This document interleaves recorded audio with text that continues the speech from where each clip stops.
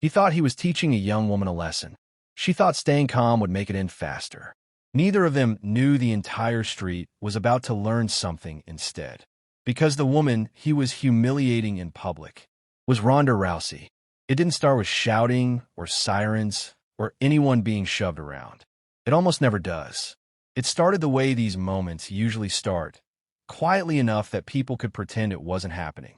A uniform standing a little too close. A voice just loud enough to be heard, but not loud enough to sound aggressive. A tone that carried authority without needing to announce it. The street was busy in that distracted way cities always are. Cars inching forward, brakes squealing, engines idling too long. People moving with purpose, but not really paying attention to where they were going. A delivery driver double-parked with hazards flashing. A couple arguing under their breath. Someone laughing into their phone. And right there near the curb, slightly off to the side like she didn't want to be in anyone's way, stood a young woman in a hoodie. Nothing about her demanded attention. That was the point. She looked like someone you'd pass without remembering. Hair pulled back, shoulders relaxed, a small bag hanging from her hand. No performance. No attitude. Just existing in the wrong place at the wrong moment, in front of the wrong person. The cop had already decided who she was before he spoke. You could tell by the way he looked at her. Not curious, not cautious, just certain. Certain she'd comply. Certain she'd apologize. Certain she'd shrink if he applied just a little pressure. "Can you move along?" he said, smiling like he was doing her a favor. She didn't respond right away. Not because she hadn't heard him, but because she was processing the tone, measuring it. People who have spent years in high-pressure environments learn to do that automatically. They listen not just to the words, but to what's underneath them. She nodded once, shifted her weight slightly. Calm. That should have been the end of it. But the thing about power, especially unchallenged power, is that it gets bored easily.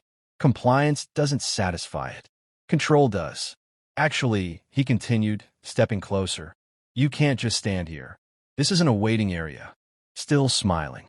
Still casual. Still loud enough for a few nearby people to hear. She looked around, confused but not defensive. I wasn't blocking anyone, she said evenly. The smile thinned. He sighed, exaggerated, like she was exhausting him. That's not how this works. I'm telling you what you can and can't do. A couple walking past slowed down. Someone lingered near a storefront. Not enough to intervene, just enough to watch. She felt it then, the shift. The moment where it stopped being about rules and started being about dominance. She'd felt it before, in different forms, in different places. A coach testing limits. An opponent trying to intimidate. A crowd waiting to see who would flinch first. She didn't flinch, and to him, that felt like resistance. He corrected her on something she hadn't said. Explained a regulation she hadn't questioned. Used that careful, condescending cadence reserved for people he assumed wouldn't challenge him. Each sentence carried an unspoken message. I'm in charge here. You're not. Someone nearby laughed quietly. Not a big laugh. Just a nervous one. The kind people make when authority is being exercised and they're relieved it's not directed at them. Her jaw tightened for half a second. Not in anger, but in restraint. She took a slow breath through her nose and let it out just as slowly. That breath mattered, because most people, when embarrassed in public, breathe differently. Shorter, faster. You can see panic creep in through the shoulders, the hands, the eyes darting for exits. She did none of that.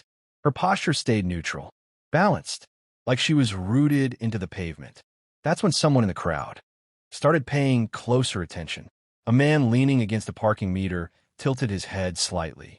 He wasn't sure why. Something about the way she stood fell off. Not wrong, just unexpected. He'd seen enough street interactions like this to recognize the pattern. The raised voice, the apology, the escalation. This wasn't following the pattern. The cop leaned in closer, invading her space under the pretense of conversation. Do you understand what I'm saying? He asked, his voice sharper now. She met his eyes. Calm, direct. Understand, she said. I just don't think this needs to be handled like this. That sentence landed heavier than she intended. His smile disappeared. Now his voice was louder. Not yelling. Just firm. Public. I'm handling it just fine. You're the one making this difficult. Phones came out more deliberately now. Not curiosity, documentation.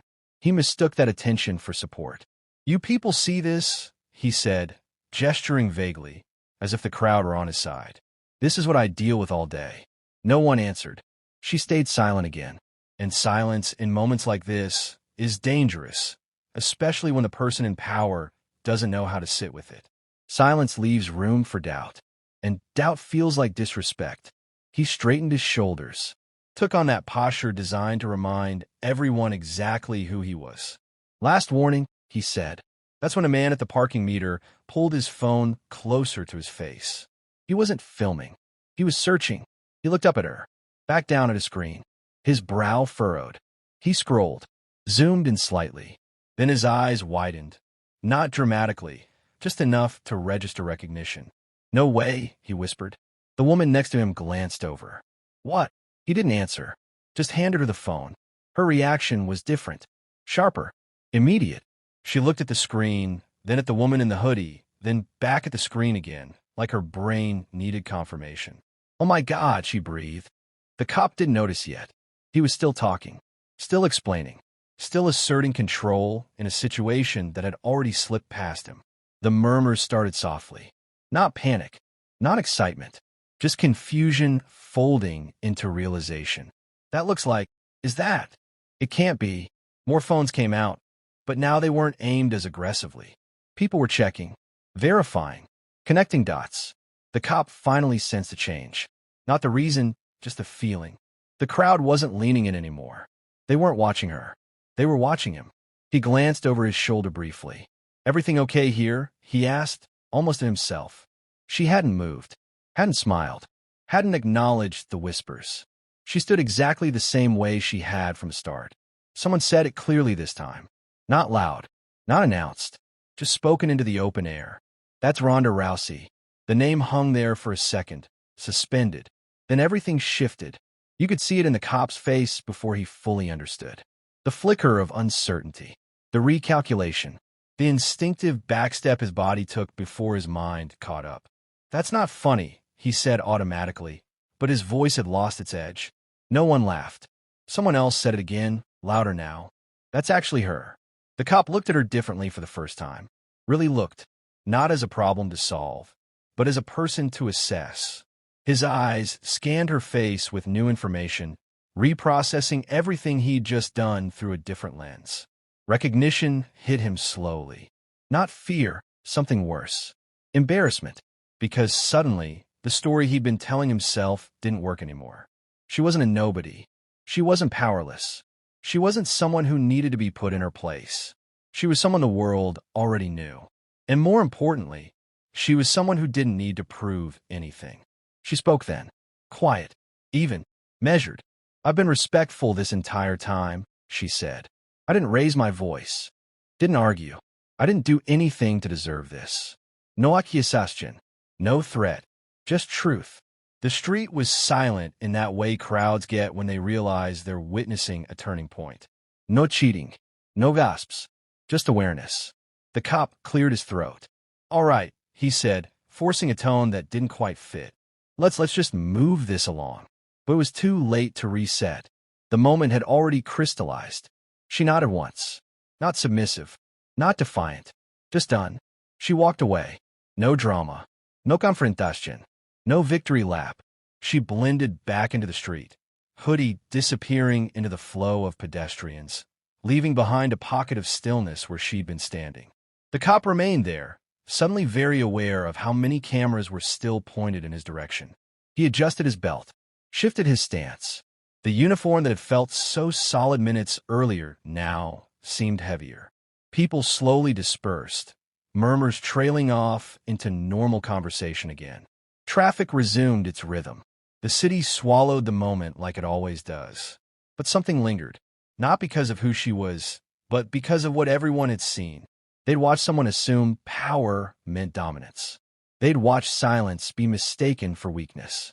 They'd watched authority crumble not under force, but under restraint. 10 minutes earlier, he thought he was humiliating someone who couldn't push back. 10 minutes later, The entire street understood how wrong that assumption was. And somewhere in the noise and movement of the city, a quiet lesson remained. Power doesn't always shout. Strength doesn't always announce itself. And sometimes the most dangerous thing you can do is underestimate someone who knows exactly who they are.